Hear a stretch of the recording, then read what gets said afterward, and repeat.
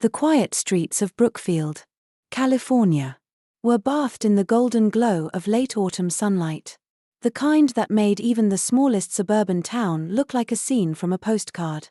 It was the sort of afternoon that carried the crisp bite of the season, where the air smelled faintly of falling leaves and distant chimneys. I had driven these streets for years, yet this particular day felt heavier, the weight of memory pressing on my chest. I was Mark Anderson, a 45-year-old patrol officer who had seen more than his fair share of life's tragedies. But nothing had prepared me for the personal devastation that struck 5 years ago when I lost my son, Brandon. That day wasn't just a tragic accident, it was a hole torn in the fabric of our family.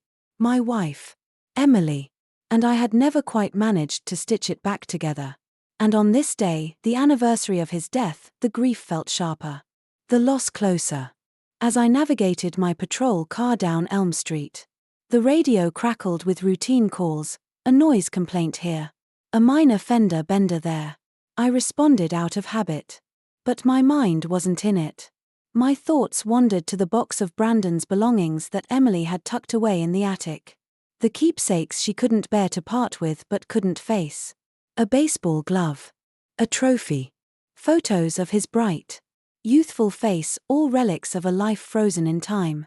Then, out of the corner of my eye, I spotted a teenage boy darting across the street between parked cars. His scruffy brown hair bounced as he moved, and his baggy clothes hung loosely from his thin frame. He wasn't in a crosswalk, and while it wasn't the crime of the century, jaywalking was dangerous. Without much thought, I flipped on my patrol lights. He froze mid-step, like a deer caught in headlights. As I stepped out of my car, something about his posture, the way his shoulders hunched, the way he held his weight on one foot, made my heart skip a beat. I shook the feeling off and approached him slowly. "Hey there," I called, keeping my tone calm and friendly. "Mind if we talk for a minute?" The boy hesitated, shifting nervously. His sneakers scuffed the pavement, and he wouldn't meet my eyes. He seemed about 16. His hoodie frayed at the edges and his jeans patched clumsily. Everything about him screamed vulnerability. "I'm Officer Anderson," I said gently. "What's your name?" "Tyler," he mumbled, his voice barely audible. "Tyler Scott." I froze. Something about him, the way he carried himself, the way he spoke, triggered a memory so visceral it was like a physical blow. His profile, the tilt of his head, even the way he stood, it was like staring into the past. It was like looking at Brandon. I swallowed hard, fighting the wave of emotion threatening to consume me. "Tyler," I said, clearing my throat. "You know jaywalking can be dangerous, right?" He nodded, finally glancing up. His eyes, hazel with flecks of green, were identical to Brandon's. My chest tightened painfully, but what caught me completely off guard was what hung around his neck, a silver pendant on a thin chain, glinting in the afternoon sun. It was unmistakable. The intricate design of Celtic knots etched into the surface was one I knew by heart. It was Brandon's necklace. A matching one had once hung around my neck until it was lost in a scuffle years ago. And Brandon's. We had buried it with him. "That's an interesting necklace," I said, my voice cracking slightly. Tyler's hand flew to the pendant, clutching it protectively. "It's mine," he said quickly, his tone defensive. "Right," I replied, forcing a calm I didn't feel. "Of course. Just be more careful crossing the street." "Okay." He nodded again and turned away, walking off quickly. I stood there, frozen, watching him retreat until he disappeared around the corner. My mind raced with impossible questions. How could this boy have Brandon's necklace? And why did he look so much like him? Back in my patrol car, I gripped the steering wheel so tightly my knuckles turned white. I kept replaying the encounter in my mind, trying to make sense of what I had seen. Logic told me it was just a coincidence, a trick of the mind on a particularly emotional day. But my heart screamed that it was something more. When I returned to the station, I couldn't focus. My colleague's chatter blurred into background noise as I sat at my desk, staring at an old photo of Brandon on my phone. The resemblance was undeniable. Even their build was similar, lean and wiry, like they were made for running, jumping, living life at full speed. And that necklace, how could it be? Unable to shake the mystery, I clocked out early and drove back to where I had stopped Tyler. The streets were quieter now, the late afternoon giving way to evening. I cruised slowly, scanning the sidewalks and alleyways. Then I saw him, behind a dumpster near a hardware store, flattening cardboard boxes. "Tyler," I called softly as I approached, not wanting to startle him. He froze, his eyes wide with recognition and fear. "I'm not in trouble. Am I?" he asked, his voice cautious. "No," I assured him. "I just want to talk. About the necklace." His hand went to it instinctively. "What about it?" he asked, his voice guarded. "Where did you get it?" I asked, trying to keep my tone neutral even as my heart pounded. Tyler hesitated, then said, "Some lady gave it to me years ago. At a shelter. Said it would bring me luck." I studied him, noting the shadows under his eyes and the way his clothes hung too loosely. "When's the last time you ate?" I asked gently. He shrugged, trying to appear casual. "I get by." I gestured toward a nearby diner. "Come on. Let me buy you dinner. No strings attached." He hesitated but eventually nodded. "Okay. But I'm ordering whatever I want." "Fair enough," I said, relieved. As we walked to the diner, I couldn't help but think that this meeting was no coincidence. It felt like destiny was nudging me toward answers I hadn't dared to seek. The diner's warm glow spilled out onto the darkened street as we stepped inside, the smell of frying bacon and brewing coffee wrapping around us like a comforting blanket. Tyler shuffled slightly behind me, his hands jammed deep into the pockets of his worn hoodie. I chose a booth in the corner, far from the chatter of the other diners. The waitress, an older woman with a kind smile, handed us menus and looked at Tyler with a motherly concern. "Anything to drink?" "Sweetheart. Just water," he mumbled, his eyes fixed on the table. "Make it two," I said. After she left, I watched Tyler as he scanned the menu. There was a hunger in his eyes that went beyond just food, though his thin frame betrayed that he probably hadn't had a decent meal in days. "Get whatever you want," I encouraged. He hesitated for a moment before ordering a double cheeseburger, extra fries, and a milkshake. The waitress smiled knowingly and left us alone. As we waited for the food, I tried to keep the conversation light. "You've got good taste in necklaces," I said, nodding toward the silver pendant. Tyler's hand moved to it instinctively, his fingers curling around it. "It's just a necklace," he said defensively. "It's more than that." I replied gently. "It's unique. Where did the lady at the shelter say she got it?" "She didn't," he said with a shrug. "She just handed it to me when I was about 5 and told me it'd keep me safe." The way he said it, so matter-of-factly, hit me like a punch. That pendant wasn't just a random trinket, it was a lifeline. The exact same one I'd placed around my son's neck before we'd said our final goodbyes. My mind reeled as I tried to connect the dots, to make sense of how this boy, this stranger, could have something so precious. Something I thought was lost forever. The waitress returned with Tyler's food, and he dove in with a mixture of restraint and desperation, trying not to eat too fast but clearly ravenous. I sipped my coffee and watched him, my mind racing. His mannerisms, how he tilted his head while thinking, how he drummed his fingers on the table absent-mindedly, were achingly familiar. It was like watching Brandon all over again. When the food was gone, Tyler leaned back, a little more relaxed. "Thanks for this," he said quietly. "I don't usually get meals like this." "You're welcome," I said, my voice steady despite the storm of emotions inside me. "Tyler, have you ever wondered about your family? Where you came from?" He froze, his guard instantly back up. "What's it matter?" he asked. His voice sharp. I've been on my own as long as I can remember. It matters, I said carefully, because I think there's more to your story than you know. And I think I can help you find out. He narrowed his eyes at me, suspicion flickering across his face. Why would you do that? I leaned forward, lowering my voice. Because I think you and I might have a connection, a very important one. His expression softened. Just a fraction. And he didn't get up to leave. That was enough for now. Tyler didn't say much as we left the diner. The streets of Brookfield were quiet, bathed in the cool glow of streetlights.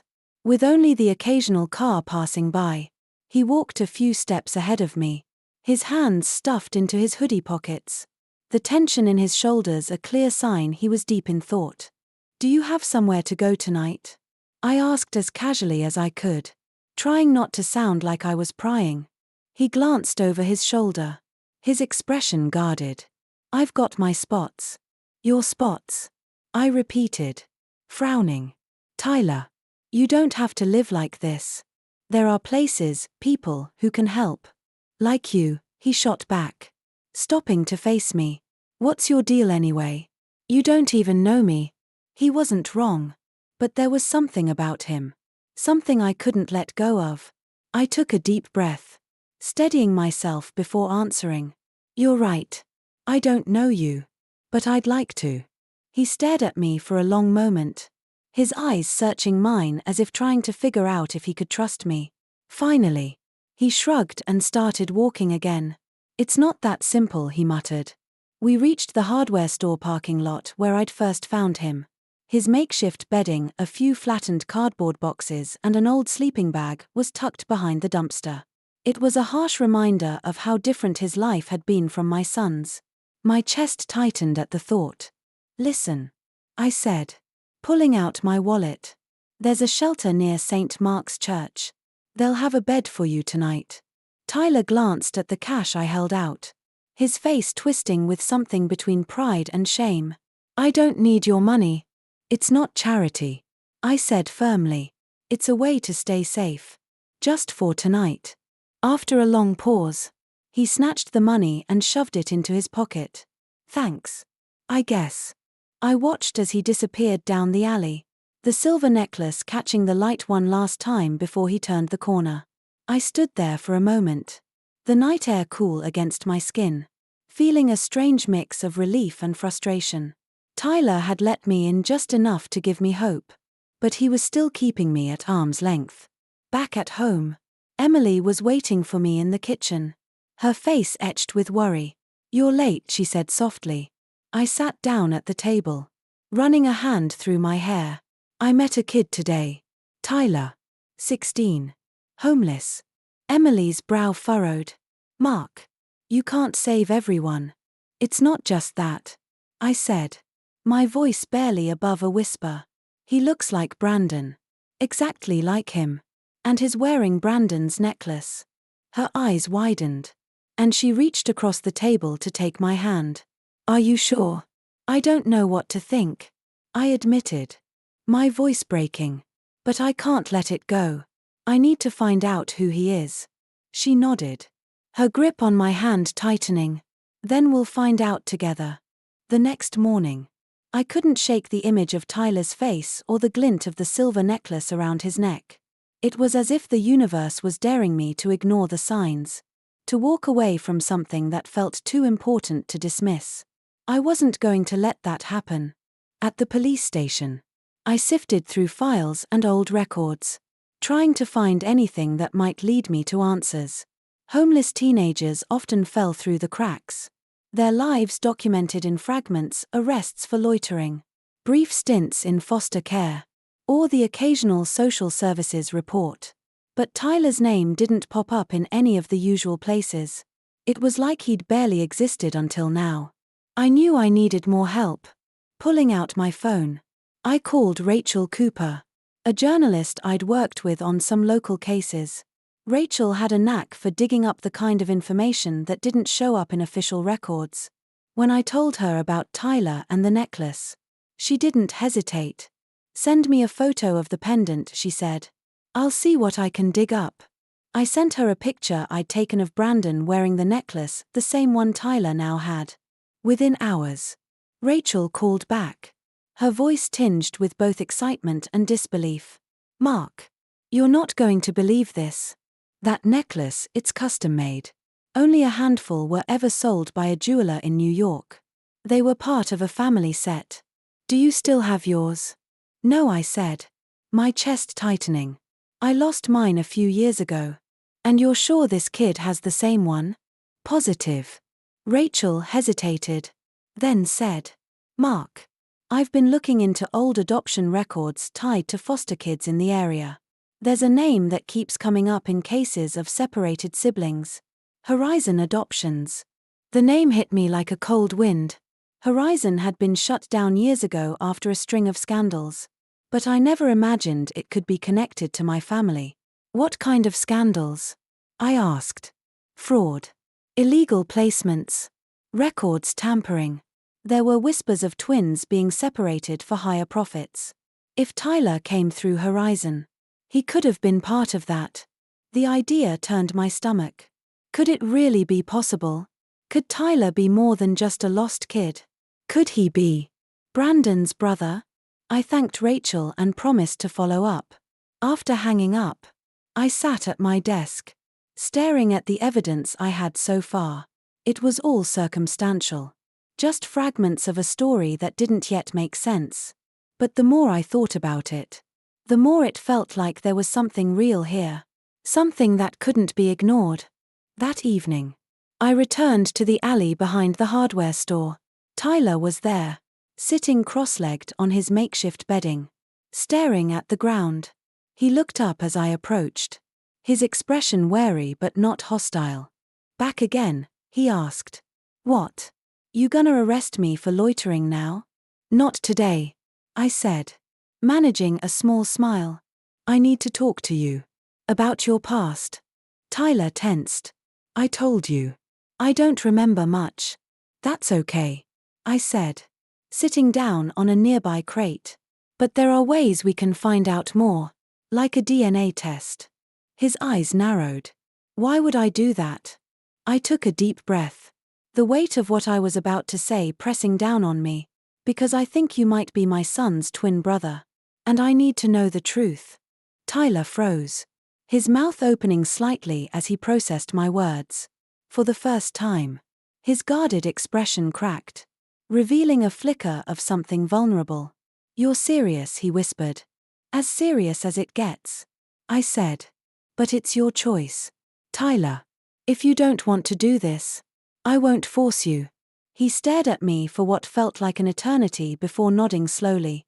"Fine," he said, his voice barely audible. "But I'm not promising anything." It wasn't a promise, but it was enough. The DNA test was arranged quickly. I used a clinic I trusted, one I'd worked with before on police cases. Tyler was quiet during the drive there, staring out the window as the town blurred past. His hands fidgeted in his lap, the silver necklace catching the sunlight with each nervous movement. At the clinic, the nurse explained the process in a calm, professional tone. Tyler sat stiffly in the chair, his jaw clenched, as she swabbed the inside of his cheek. It was over in seconds, but the tension in his shoulders didn't ease. "That's it?" he asked, his voice tight. "That's it," I confirmed. "Now we wait." The drive back was as silent as the one there, but something felt heavier between us. Tyler kept glancing at me out of the corner of his eye, like he was trying to figure out what I wanted from him. Finally, as we pulled up to the alley where he usually stayed, he spoke. "What if it's not true?" he asked, his voice barely above a whisper. "What if I'm just some random kid with a necklace that looks like your son's?" I turned off the engine and faced him. "Then we'll know. And I'll still help you, Tyler. Whether or not you're connected to my family, you deserve a chance to get off the streets." He stared at me for a long moment before nodding. "Okay," he said softly, then slipped out of the car without another word. The waiting was excruciating. Every hour felt like a lifetime as I replayed every moment with Tyler in my mind. His mannerisms, His voice. The way he carried himself, it all felt so familiar. But was it enough? Could I trust my heart over logic? When the clinic finally called, I barely managed to say hello before the nurse began speaking. Officer Anderson. The results are conclusive. There's a 99.9% probability that Tyler is Brandon's twin. The words hit me like a freight train. I thanked the nurse and hung up, my hands shaking as I dialed Emily's number. "Mark," she answered, her voice laced with concern. "It's true," I said, my throat tight. "Tyler is Brandon's twin." There was a pause. Then the sound of her breath hitching. "Oh my God," she whispered. "Are you sure? The test doesn't lie," I said. "Emily, I don't even know where to start." "Bring him home," she said firmly. "We'll figure it out together." I found Tyler later that evening, sitting on the curb outside a corner store. He looked up as I approached, his expression guarded but curious. "I have the results," I said, sitting down beside him. "And?" he asked, his voice barely audible. "You're Brandon's twin," I said. Watching his face closely, he froze, his eyes widening. "What?" "The DNA proves it," I said gently. "You're my son's brother. Tyler. Your family." For a moment, he didn't speak. Then his shoulders slumped, and he buried his face in his hands. "I don't even know what to do with that," he whispered. "You don't have to do anything right now," I said. "But I want you to come home with me. Meet Emily. Let us help you." He looked up, his eyes wet with unshed tears. "You really mean that?" "Every word," I said, my voice steady. "You don't have to be alone anymore." After a long moment, Tyler nodded. "Okay," he said softly. "I'll come with you." It was just one word, but it felt like the start of something bigger, something neither of us had ever expected.